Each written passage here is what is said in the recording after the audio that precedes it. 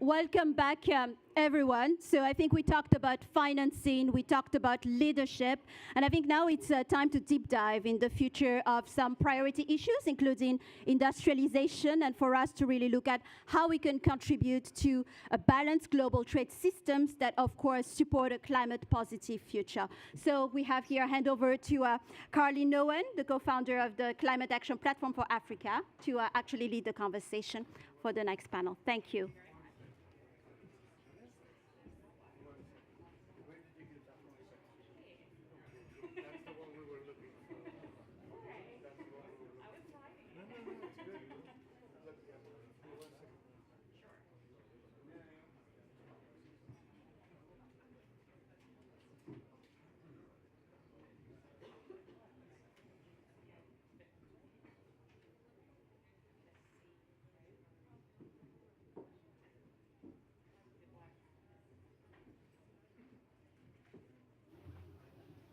Does it work now? Ooh, yes, it does.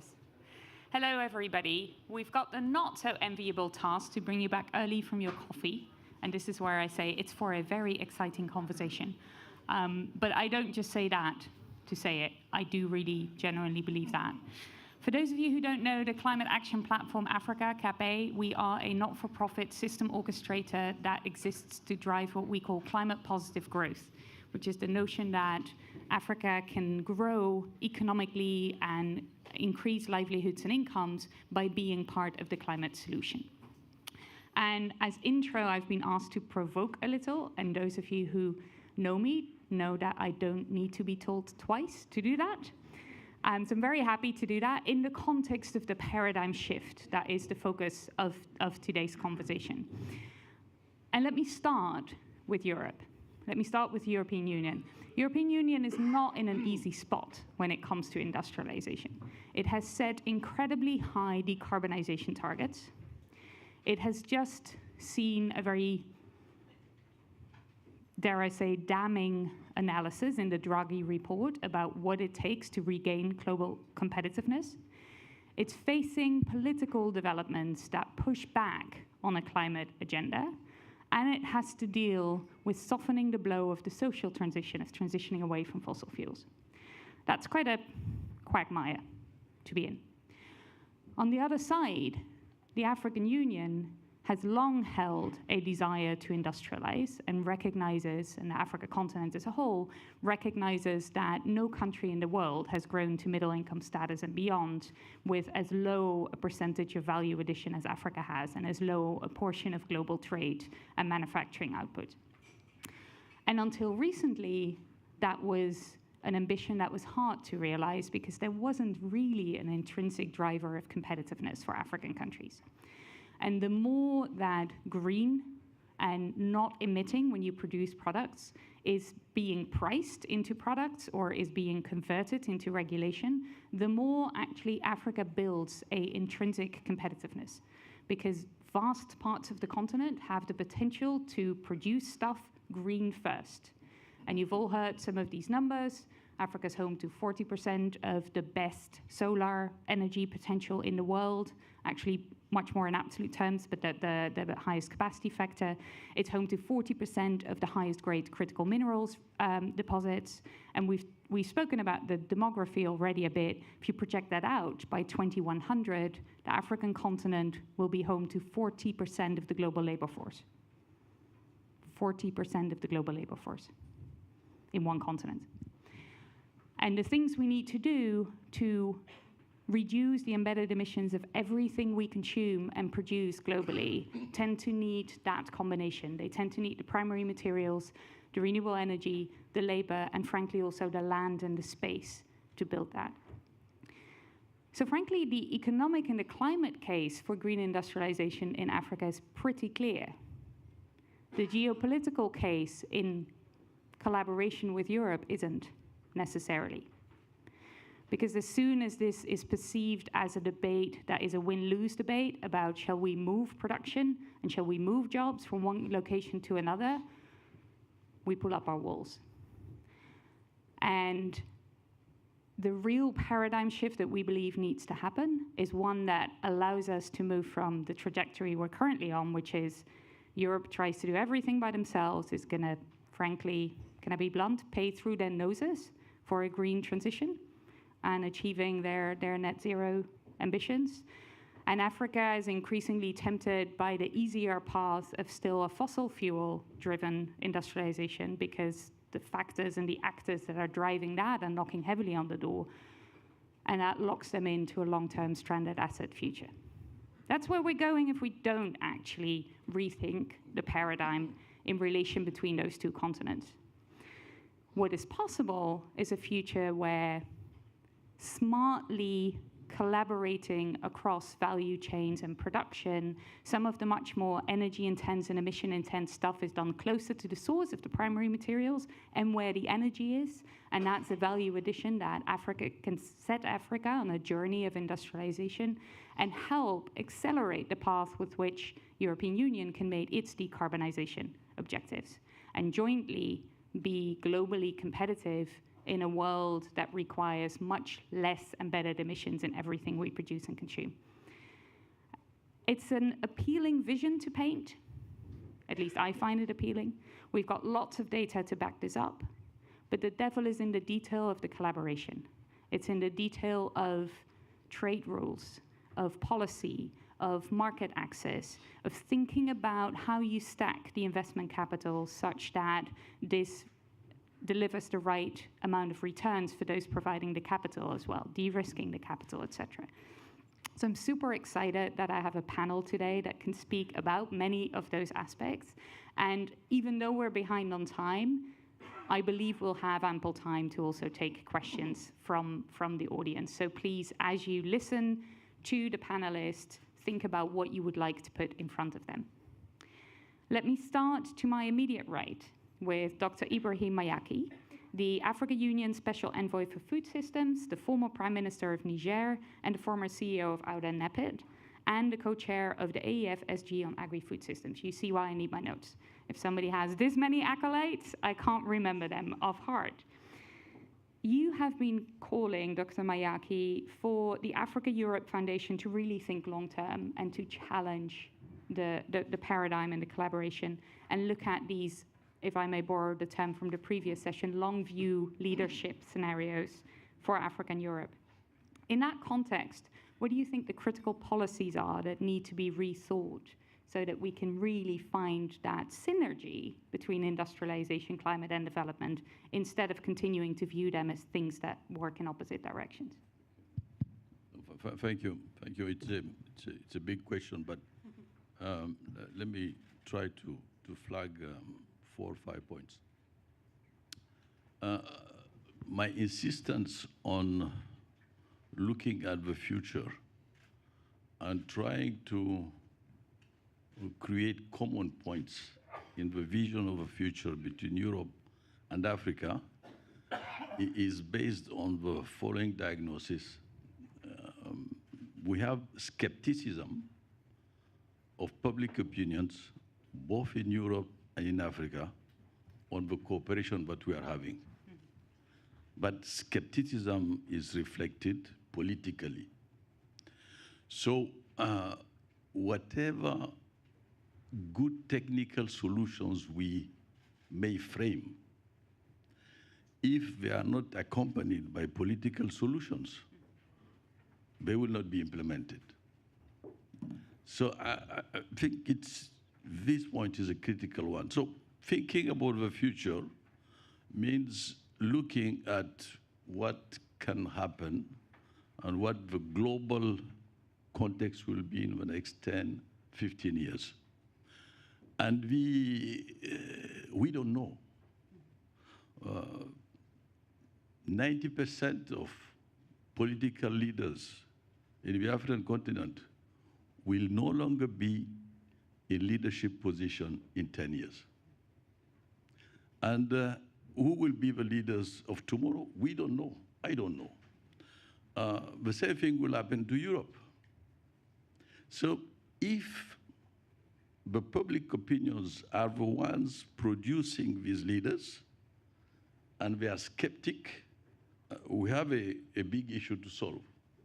And one of the roots which I think should be looked at is thinking about a common future. And thinking about the common future politically. That's my first point. My second point is that regarding industrialization, we are latecomers. And we are latecomers requested to build a green industrialization which has never happened historically before. So we have a double burden. We need to industrialize, and we need to industrialize in a green manner, and it has never been done before. So there might be, and you referred to them, and I think all leaders in the continent and everyone is convinced that our national plans, regional plans should be climate-proof, etc. I think we have a common position on climate, which was framed in Nairobi. So a lot of efforts are being done. But remember, any political leader in the continent in the next 20 years, globally, we will have to create 20 million jobs per year in the next 20 years. The 2.5 billion Africans we're referring to earlier, many of them are already born and with us. So how do you create 20 million jobs per year in the next 20 years, given, just a small parenthesis, that job creation is the definition of inclusion.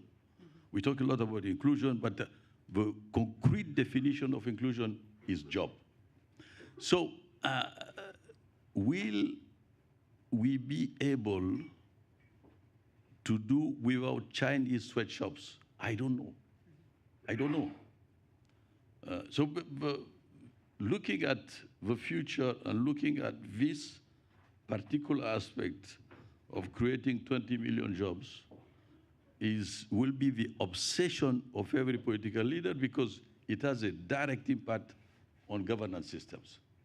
That's my point number two. Point number three, the title of our session on reconciling development, climate, etc., industrialization. I think we need to move away from reconciling and talk about management of nexuses.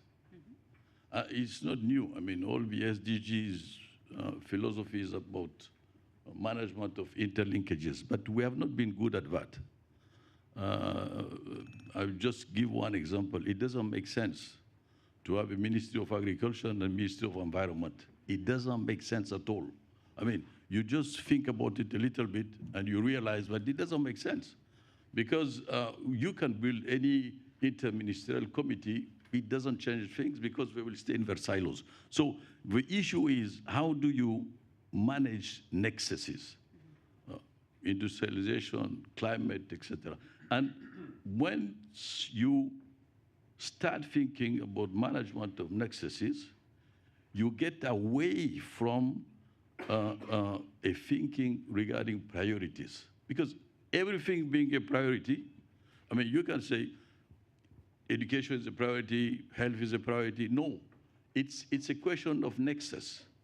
And I don't know, most of the countries who have quality policies in education have quality policies in energy, have quality policies in etc. Quality policies move together. And they move together depending on the quality of the management of the nexuses. And so this is a change of paradigm which is understood intellectually but not reflected institutionally. And our institutions are not working like that. Point number 4. If we we talked a lot about the reform of the financial architecture, the global financial architecture. We talked about debt. We talked a little bit about climate finance. We also talked about domestic resource mobilization, which is a very important factor. And Donald was saying, even if we increase our domestic resource mobilization, and you add to that what can come out in terms of SDR, it doesn't, it's not pertinent enough because Africa is thirsty of capital, so we need to really dig into the capital markets with all the concerns that we know. But one point, I think, which is very, very important regarding the future, beyond the global gateway and all the projects which are linked to that, beyond our PIDA projects and the corridors that we have built, is really to have a strong focus on economic integration. The major obstacle to Africa's development is its fragmentation in 54 states. And I like to say generally that China wouldn't be China if it had 44 states. So the optimism that I have when I look at the continent is that most of the youth organizations, strangely enough, go back to the ideas of the 60s regarding the founding fathers of OAU and Pan-Africanism. So this is optimistic because they are thinking beyond the boundaries, and that economic integration should be a common trait between Europe and Africa in looking at the future. We will not have the same type of integration, but we can learn a lot from the integration process which took place in Africa, and we are making quite important progresses through strong common positions which are trying to be implemented at national and regional level. Last point, regarding the future, and I liked a lot the conversation between President Barry Robinson and our young son there. I call him son because being over 70, I have a right to call him a son. The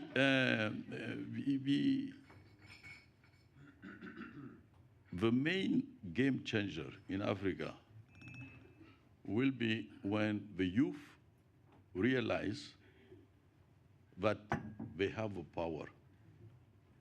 They have not yet realized that by organizing themselves, they have an immense power to influence policy processes. So this is why no interaction between Europe and Africa can happen if the youth is not part of a reflection regarding this future. Thank you. Thank you very much. That was such a message of agency, but also a message of caution, how we deal with that and how we are responsible to those who grant people power and how we deliver against important subjects and expectations. I'd love to hear from Mr. Pedro Manuel Moreno. He is the UNCTAD Deputy Secretary General, and of course I'm going to ask him about trade and about what role you see trade play in both this topic of industrial collaboration between Europe and Africa and the EU and the African Union, but actually the broader kind of common partnership that Dr. Maeki reflected on. And actually both intra-African trade is touched upon a bit, but also trade between the two continents. Thank you so much, and good morning, everybody. Thank you for the three foundations for having UNCTAD here today.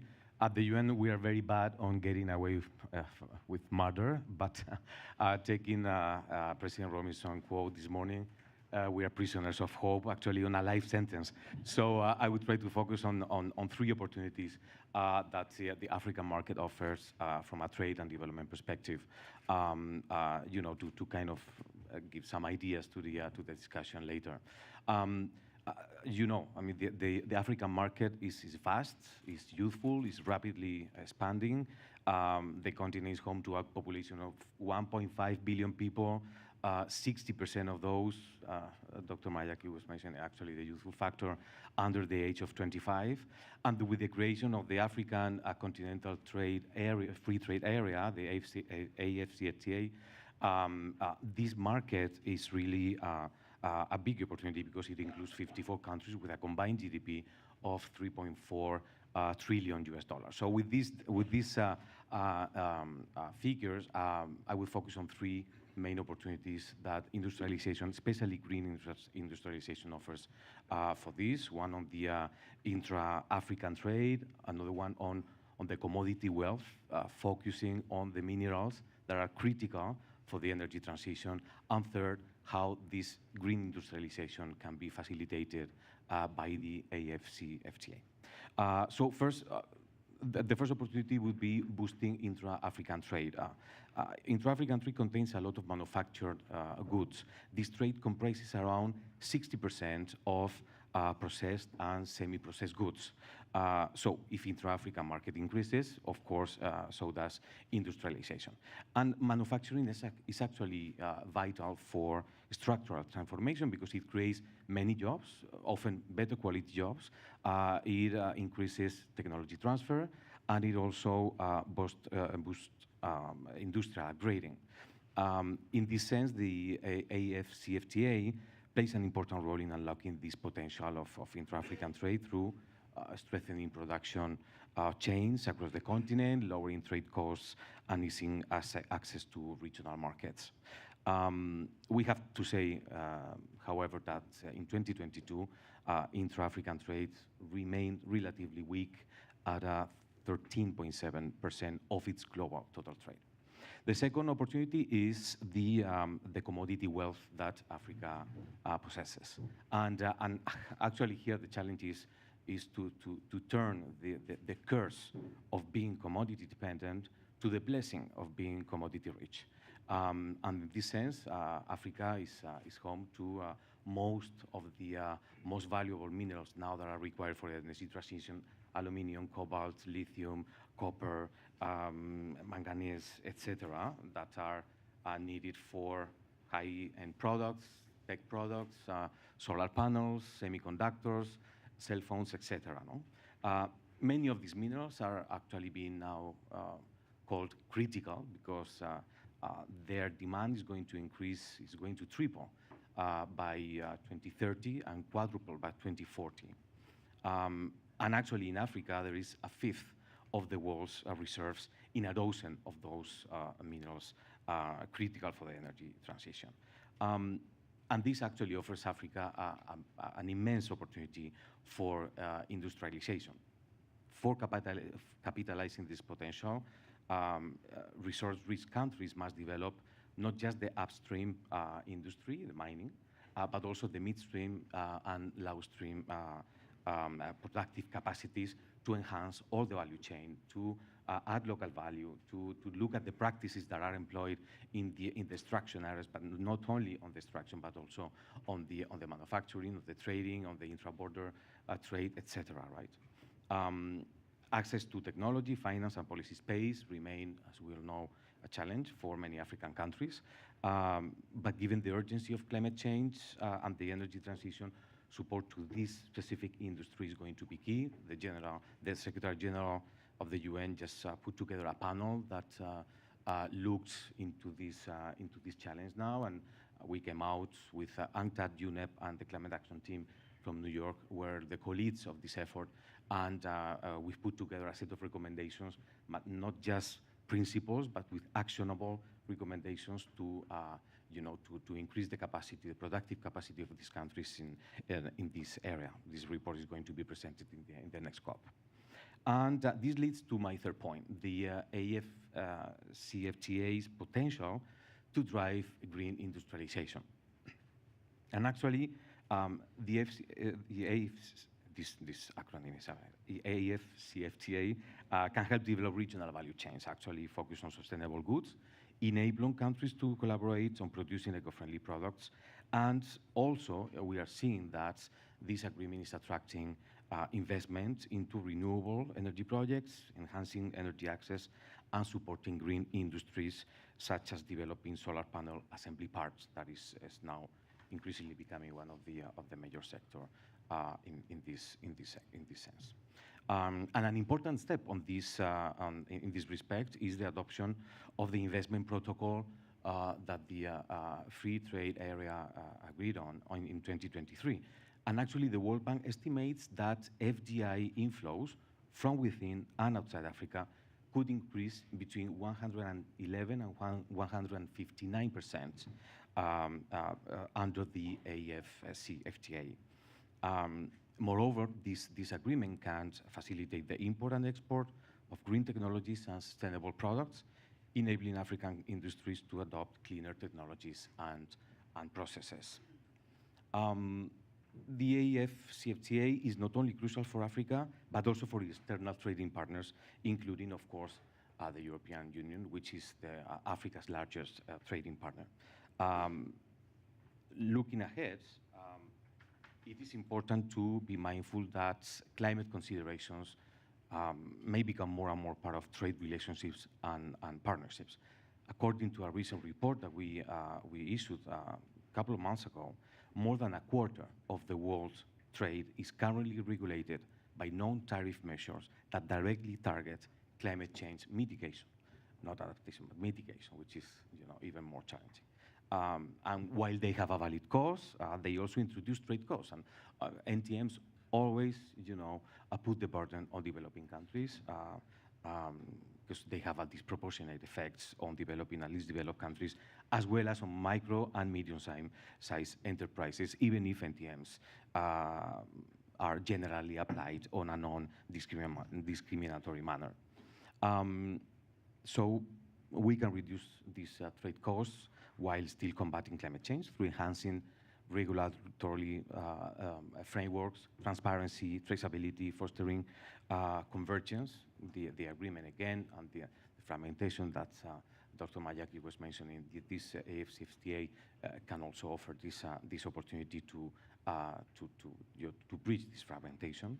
And then at the end of the day, all in all, green industrialization, to come back to your point, Kathleen, is of course a shared objective from the development community, but it really needs a lot of technology transfer, financing, capabilities, industrial productive capacities, and cooperation, multilateral but also bilateral. Thank you very much. We may not have time to do this because I know that you have to leave in a few minutes. But if we do go around to you for a next round, I would like you to reflect a bit on statements that I've heard Dr. Ngozi Okonjo-Iweala make a number of times, the executive director of WTO, who, in the context of intra-African trade, often says to African countries, as long as we all still produce the very same thing and we don't produce it very competitively, there's not a lot of trade happening. So that invitation of actually finding competitive areas as a basis for intra-African and international trade is one that, if we get to it, if you don't leave the panel before then, because two of the panelists have to catch a flight. So I'm rushing us along to Ms. Catherine Chabot, former member of the European Parliament, a co-initiator of the European Ocean Pact, and I heard over the coffee break, a very accomplished sailor, who will bring the blue economy and the ocean perspective into this discussion. And I would love to hear from you what role, because that's not often talked about when people talk about industrialization, right? We think about land and we think about the things we do on land. But what role do you see the blue economy and ocean governance in particular play in supporting that management of nexuses, as Dr. Mayaki said so well? Thank you very much, and good morning, everyone. I will add a hat with which I come today is the strategic committee for the blue economy between Africa and Europe, funding by the Africa-Europe Foundation. And we have here the co-president, Nancy Karigitu. And I will speak under your control, Nancy. I'm first of all, I'm a sailor, so I raised by myself a long time. And I wanted to tell, I'm very impressed this morning by the energy in this room. And I don't know if you feel, as I feel, the energy, the envy we all have to build this partnership. And I will try this morning to bring the energy of the ocean, because as a sailor, you know, for me there is no boundaries. There is just one ocean. And I can't see the Mediterranean Sea as a symmetry. For me, the Mediterranean Sea is the link between Europe and Africa. And I'm also the co-founder of the Appeal for the Ocean to be recognized as a common good of humanity, because there is just one ocean. And it brings a lot of services to humanity, even for European people, for African people, for everybody in this, on this planet. So because the ocean is our common good, we are responsible as our own and collectively to protect it, because ocean is under pressure. Before speaking about the blue economy, we need to speak about what is happening with the ocean, what is happening on our coastal areas that are under pressure by the climate change, the pollutions, the activities, etc. So I'm trying since 20 years. I stopped racing 20 years ago, and I'm trying to with a lot of people to work to protect the ocean, to bring also. I'm working with scientists and to promote a sustainable blue economy, because the ocean, you probably know that, brings to humanity half of the oxygen we respire, and it absorbs a third of our emissions. So we really need, before developing a blue economy, to protect it. And in the parliament, I was a member of 3 committees, the Fisheries Committee, the Environment Committee, and also the Development Committee. And I was involved on 2 main issues. The first one, and I won't develop this one here, but it's a very big topic of our common future, is the Great Green Wall. I think the Great Green Wall is a very interesting project on which we could build this partnership between Africa and Europe. The second one was trying to bring ocean issues in these issues of our partnership between Africa and Europe. Because when we spoke about partnership when it comes to blue economy, before we just spoke about fisheries agreement, because our boats are able to go around the African coast to fish the fishes. But there are a lot of potential, economic potential. And I will give examples of what kind of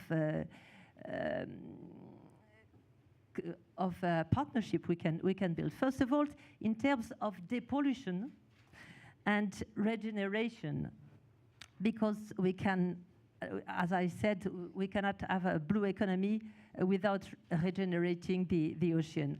In Africa, as in Europe, the population is concentrated on the coastal areas.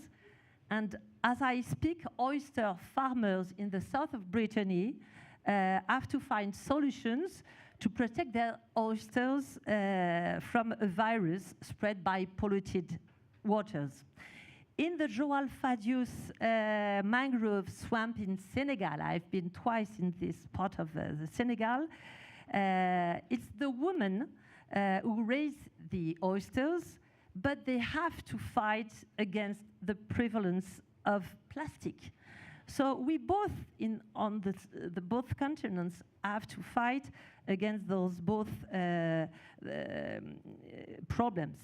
And as you said, Ibrahim, there is a real problem of management of the nexus, because in Europe we have this maritime policy, integrated maritime policy, but we still put the topics in silos. So we can't address all those problems without having a new governance, ocean governance, based on the integrated approach of all those topics. This approach is the key message of this European Ocean Pact that we have launched a few months ago with Europe Jacques Delors Foundation and Ocean Azul Foundation. The key, we need a profound transformation of the governance of the ocean and its potential of economic development in the European Union, but also within the framework of EU's international partnership. I'm even convinced that the future of our partnership between Africa and Europe can be built thanks to the ocean. First of all, as I said, the ocean is our common good, but also in the face of challenges of decarbonization and the greening of our economics, we can already see that the sun and wind in the African continent are a challenge for partnership, particularly for green hydrogen, which will be useful for our ships. So we already know a lot of projects in that way. We also need to transform our ports so that they are not just places where containers pass through, but also places where alternative fuels are produced, stored, and shipped. Decarbonizing maritime transport and fishing also involves transforming existing vessels, building new ones, powered by sails, and deconstructing old ones. I think there is a whole value chain to be built between our two continents on this blue economy. The same goes for marine energy and biotechnology. For all of this, we need to strengthen cooperation in research and training to promote fisheries, transparency, and equitable blue benefit sharing. Is all written in our roadmap. I show them a roadmap that you can take here. And thanks to the Africa-Europe Foundation. And also in the roadmaps, there are a lot of proposals. We have to elevate gender equality and the participation of women and youth in the maritime sector, to promote maritime spatial planning in both continents, to accelerate large national and regional blue economy project investment, etc., etc. To conclude, I think we could unite our efforts on major treaties, such as the future treaty on plastics, or the implementation of the treaty on the ICES. We should arrive in all those international negotiations, the climate one, the biodiversity one, the ocean negotiations we have next year in France. We receive the UN Ocean Conference, and I think we should prepare those those international meetings together to bring a common approach. I think it should be a good idea. And I have a proposal, because I think to build a partnership, we need a symbol. And there is a beautiful, an amazing project, Navire Avenir. Navire Avenir, vous allez traduire. And Navire Avenir, at the beginning, it's a project for a boat for safety. It's a beautiful boat. It's a totally innovative boat. And I think we should build this boat together with two flags, the AU flag and the EU flag. Because a ship, it's a big ship with an hospital on board, etc. And I think, why won't we build this boat together? As a real That will be my conclusion. Yeah. Wonderful, thank you. And whilst we're on the topic of oceans, the fourth panelist that you see behind me on the screen, still there? No. Was on a previous iteration, couldn't join us, but we do have an online participant from the Indian Ocean Commission. Welcome, Mr. Raj Mohabir. He's visible, yes, on the screen behind me as well. Yeah, you have to leave. I'm so sorry because I need to. She won't take any questions. You see that? Yeah. But Yeah. I think You the announced that foundation will take the. beforehand. Thank you. Yeah, but I'm sorry. I need to leave to prepare the UNOC, the UN Ocean Conference. So many thanks Thank you for the for joining us. invitation.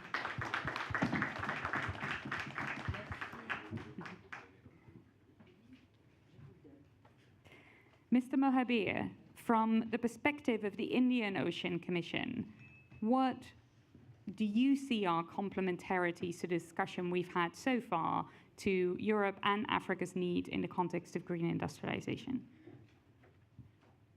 Thank you very much, Madam, and Excellencies, ladies and gentlemen, all protocols observed.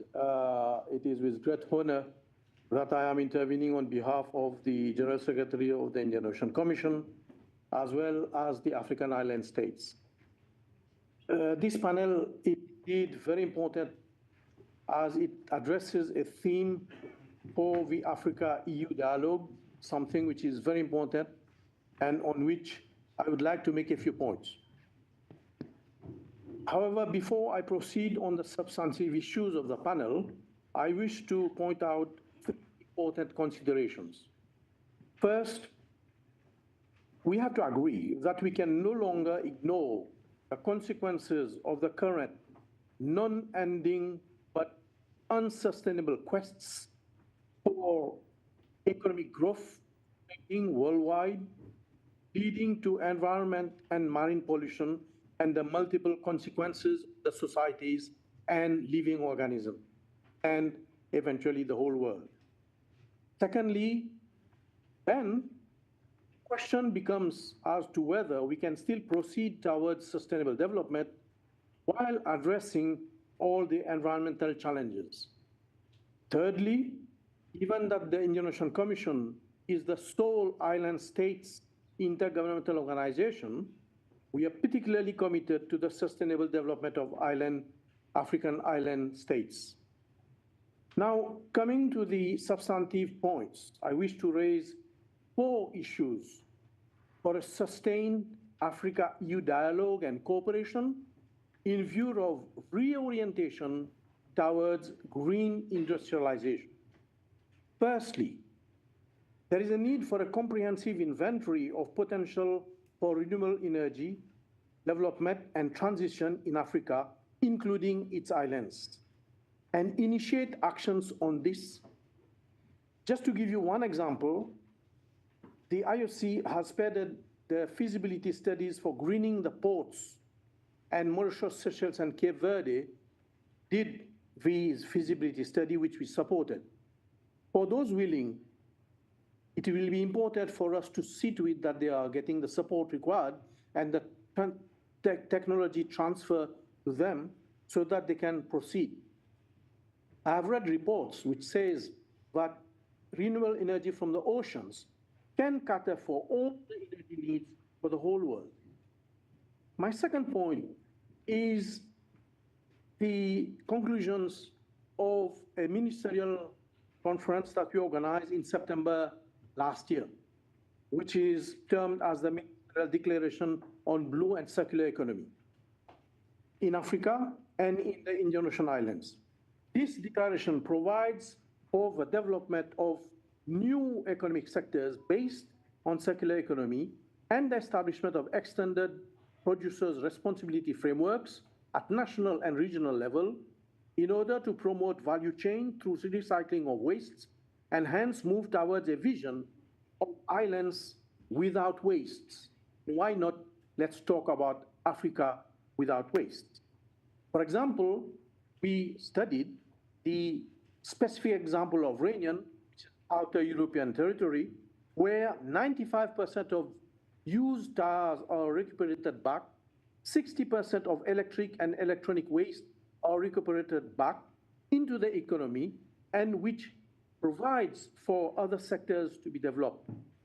We organized mission studies there in Réunion Island from representatives from all the African island states, and it gathered lots of interest towards a goal where we can see islands without waste.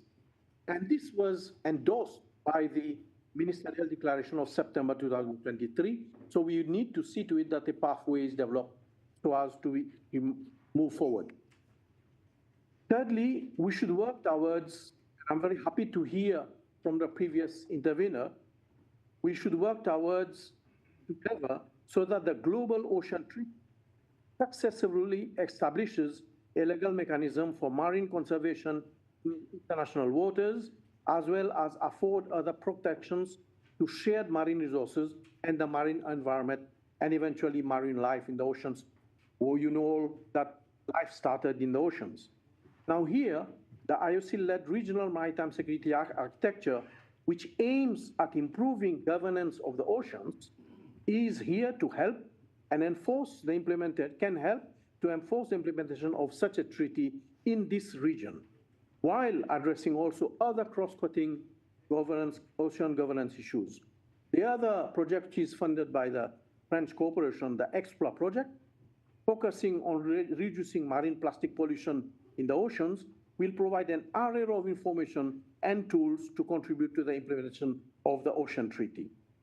Fourth, as it was mentioned by the previous speaker, following the March 2022 vote of the United Nations, we should strive to get the world adopt a global treaty on plastics to establish a common standard for plastic consumption access countries and create path to future without plastic pollution. We at the IOC, we have initiated several actions. Unfortunately, for lack of time, I won't be able to go, but if you have questions, we can mention that. Now I imagine these 4 sets of thematic sectors should constitute new pillars for the greening in industrialization for all of us. Now, I would like to make 2 last points before I end. First, I wish to particularly make a pledge for the mobilization of development and aid and support to favorable regional initiatives such as those I mentioned towards green transition and circular economy, such as mechanisms like NDC, to which we believe we are all party to. And lastly, my last point, and it was also mentioned earlier, that we cannot ignore the potential for the youth to be as agents for change, whether the youth are not just recipients of policy changes and implementation, but they should also be participants in decision-making at all levels. With regards to the IOC, we have established a regional platform for the youth, which we believe can be another mechanism that can be working together with other foundations such as Africa EU Youth Forum to work towards the reorientation of towards the green economy of the world. So thank you very much. I wanted just to be very brief and making these points. I would be very glad to take any questions that you may have. Thank you very much. Thank you very much. We've covered an immense breadth. I'm not even going to try and summarize, but what keeps bubbling up for me is a sense of opportunity, a need for a different type of vision and ambition, and some real homework. Homework at home, in individual countries with our regional institutions, and homework for a new kind of collaboration internationally. And those are hard tasks, but they are worth it because the opportunity and the prize can be so big. I know I started off by saying we would have ample time for interaction.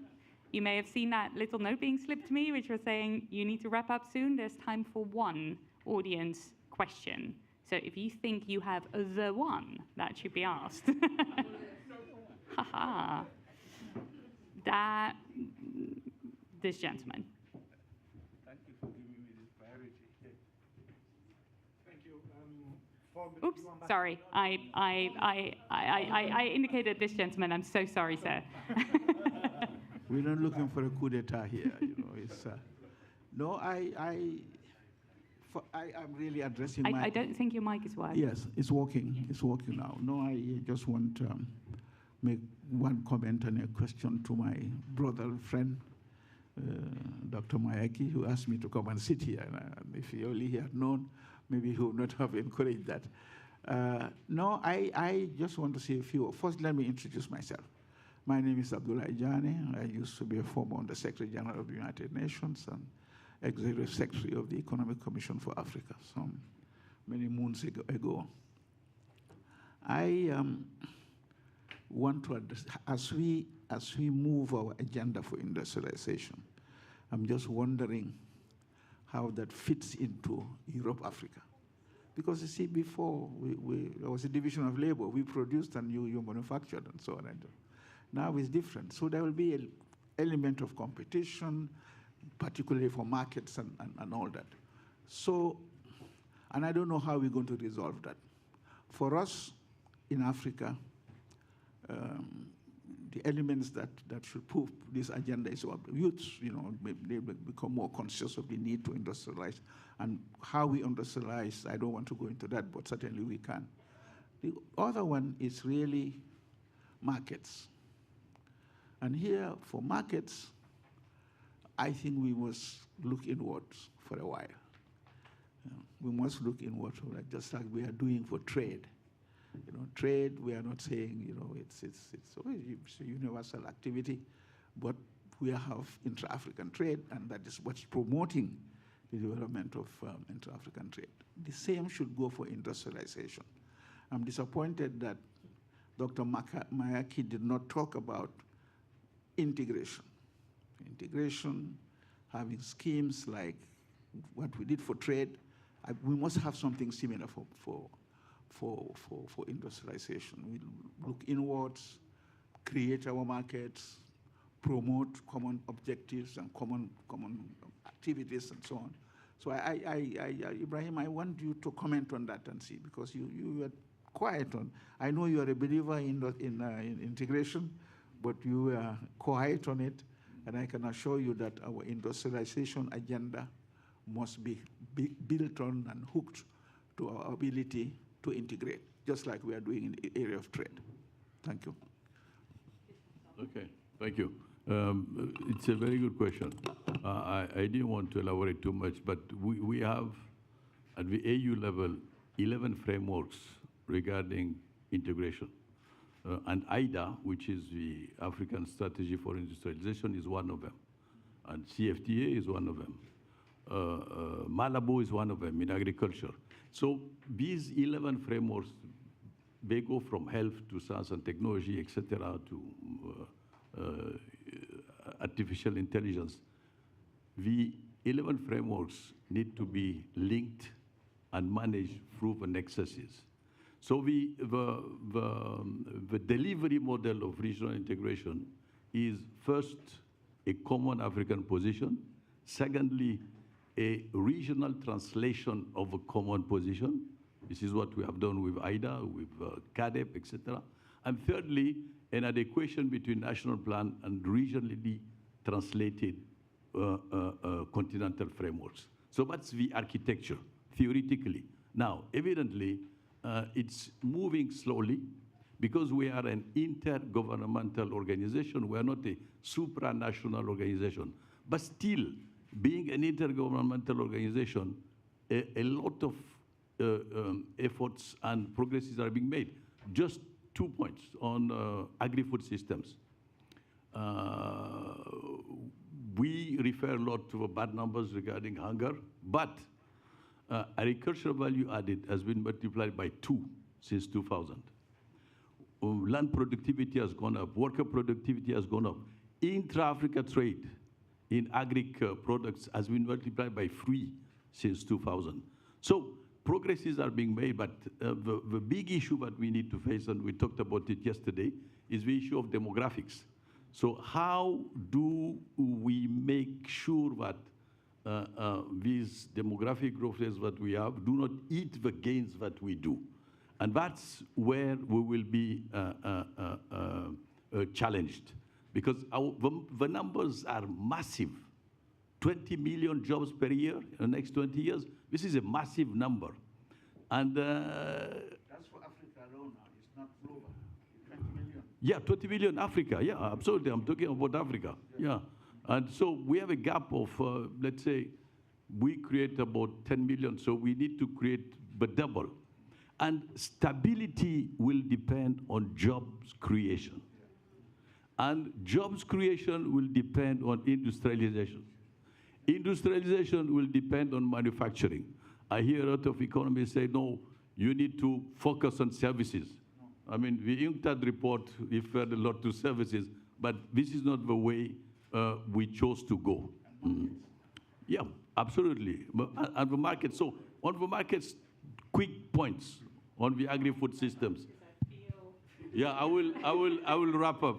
We cannot produce, we cannot produce all of us the same thing. So this is why we identified food baskets, and food baskets where we can improve productivity by improving infrastructure and connectivity. So that's, let me wrap up here. We could go over and over, yeah. I just wanted to make a 2 minutes comment at the end. One, okay, well, we need to talk about financing. 3.3 billion people, which is more than 40% of the world's population, live in countries that spend more on servicing their debts than they spend on education and health combined. So we are talking about industrialization, about greening value chains, about economic diversification, about job creation, about internal agreements. But if industrialization, economic diversification requires financing. And that's a task from the international community that to facilitate. It's not just ODA. It was mentioned in the first panel. It's not just that. It's more than that. It's how we are going to really help countries to financing these sectors that whose countries now are so tight by the debt servicing. Just wanted to make sure of this point, because otherwise. No worries. You can tell the conversation has only just started, and there were at least 2 questions that immediately popped up that I couldn't give the floor. We have to move on, but I would like to thank my panelists very much for their amazing contributions and invite you to come find all of us to further that discussion with the panelists and with each other. Thank you very much.